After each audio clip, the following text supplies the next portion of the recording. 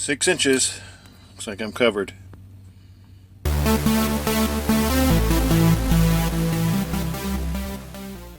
What is today? The 3rd? Wow, this week's gone by quick. It's 8:29 in the morning. I'm dropping off and getting unloaded with my basswood. And as the OmniTrax has pleased me this morning, it says an unfocused pre-plan. Trying to, what do I need to give it to focus? There's my hand. Focus on my hand. Take it away. Still nothing. Crazy. And then it focuses. Why the delay? Anyway, that's good news.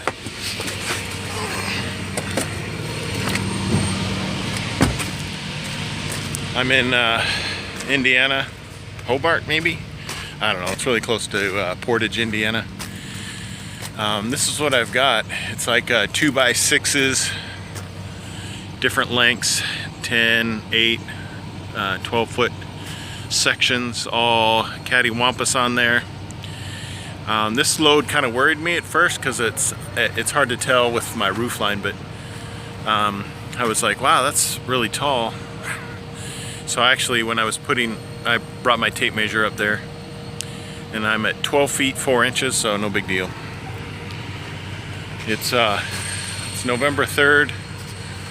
There's still leaves on trees. The trees can't figure out whether to grow new leaves or shed the old ones, because I don't know, it's probably 65 degrees right now.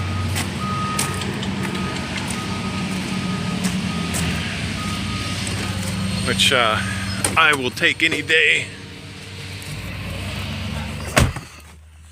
Any day over 90. I guess the interesting fact is, I don't know what basswood is. I'll have to look this up. This is the first. I've hauled lumber before, but I've never hauled a lumber product called basswood. I suppose that comes from the bass tree. I say bass tree because I don't want to sound arrogant or uninformed at the same time, but I guess this is a short story, maybe a long one. When I was many years ago, about 10 years ago, I saw this very large Husqvarna chainsaw for sale, and I was like, wow, that's kind of a good deal. It was the second largest saw that Husqvarna produced at the time, and it was used, and I'm like, oh man, that would be great to have. But I didn't have trees or any purpose to buy a saw of that size. I live in a closed community of houses that are like 500 feet apart, so it's not like I'm going to be swinging this chainsaw around. Of course, I did end up using it. There's a very large tree in my front yard that I had to trim some branches. But anyway, I bought it, and then I'm like, I should start a tree service with this thing. And that's what I did.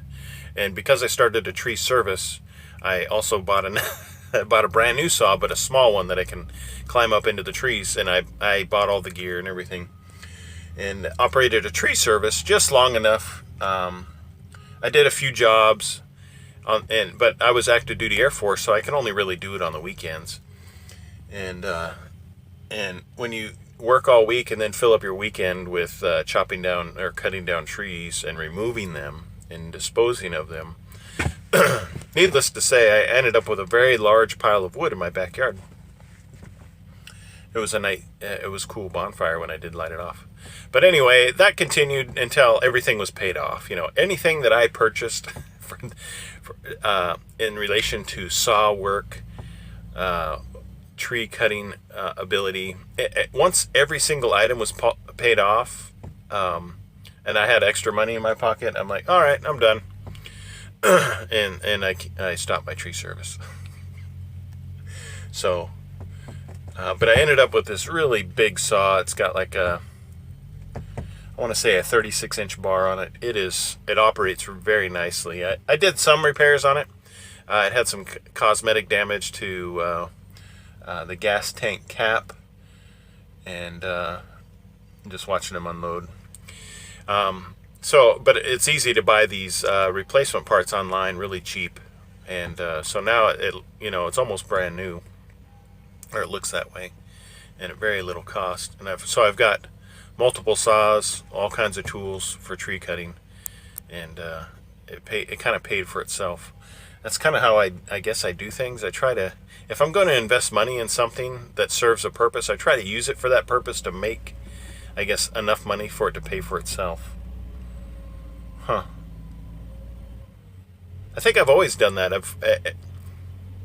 At every assignment in the military, except for one, I have found a second job. In fact, the first time I deployed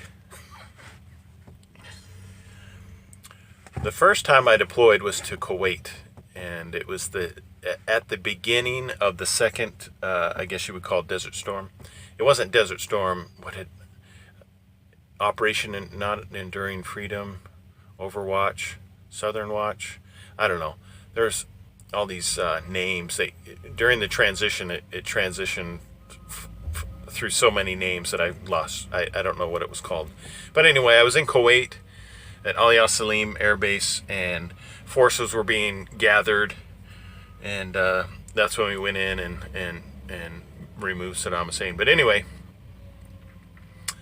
while I was there, I was working in the medical clinic, and it was like a 6-month deployment, and Scud missiles were coming in. We're constantly putting on our gas masks and our chem suits, and but one thing that most military locations have is an AFES. At least that's what the Air Force calls it. But it's it's a store. It's a store that has all kinds of products, from household stuff to food products.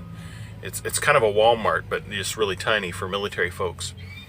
And the thing is they had, which was kind of strange, they had a couple civilians that were working this facility, females. And I'd never experienced that before, where there were, civilians kind of on the front line, and this is while we were being attacked. But anyway, my point is they were looking for help, so I got a job.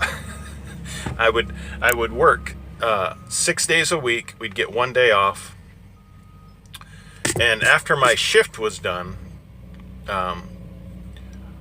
every day I would go to this store and I would work a cash register. So I had a part-time, I was deployed to the war and got a part-time job while I was there.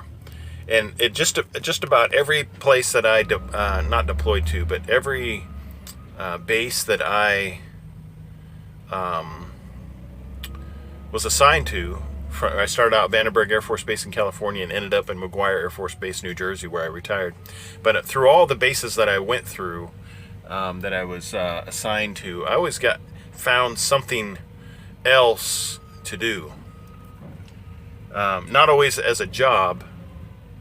Yeah, as a job, but not necessarily to make extra pay. Because at my first assignment, I worked in a clinic, but I also got trained to do search and rescue with the helicopter squadron. And then at the second base at Kadena Air Base in Japan, I did a hyperbaric. I was a hyperbaric chamber medical technician.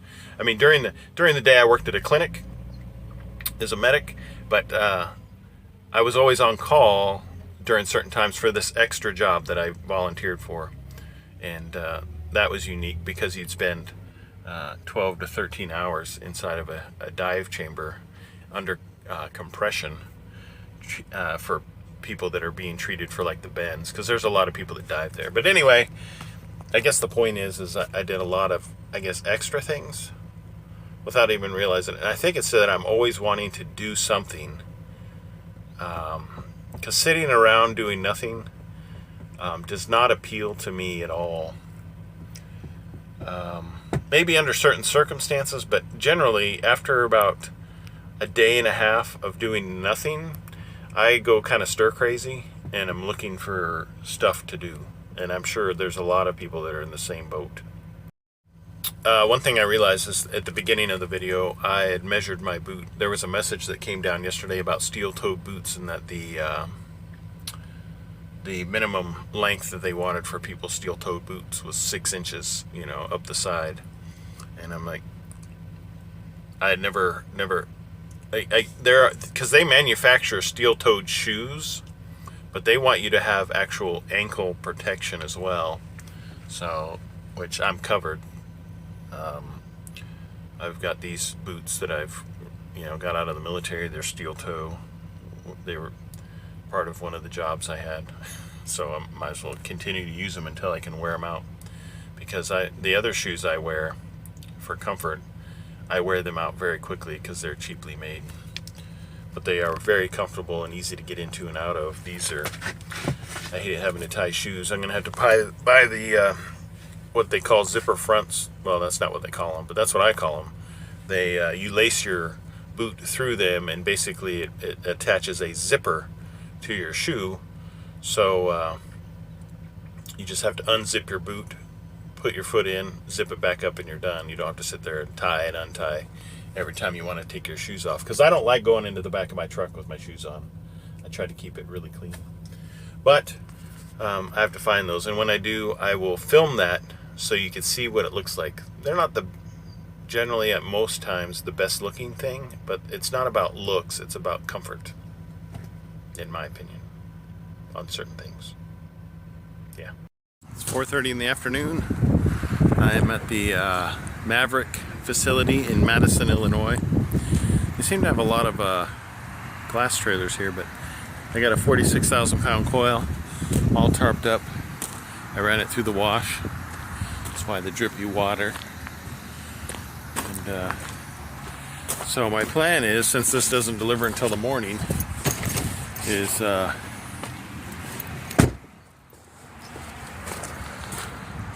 go home, spend the night, and come back in the morning and drop this off, and then see what happens next. I'm kind of in a hurry because my wife, since I am coming home, my wife's like, hey, you need to come to the soccer banquet, hurry up.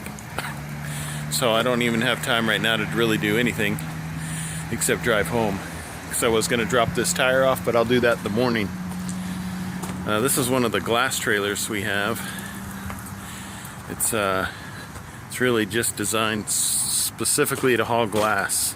It's not like they take the stuff off and use it to haul anything else. And you can see it's pretty tall. That's pretty accurate in the may be deceptive as far as the height. But as you may be able to tell, that can haul fairly large panels. I'm not familiar at all with these trailers or what size glass they haul, but yeah, that's what it looks like.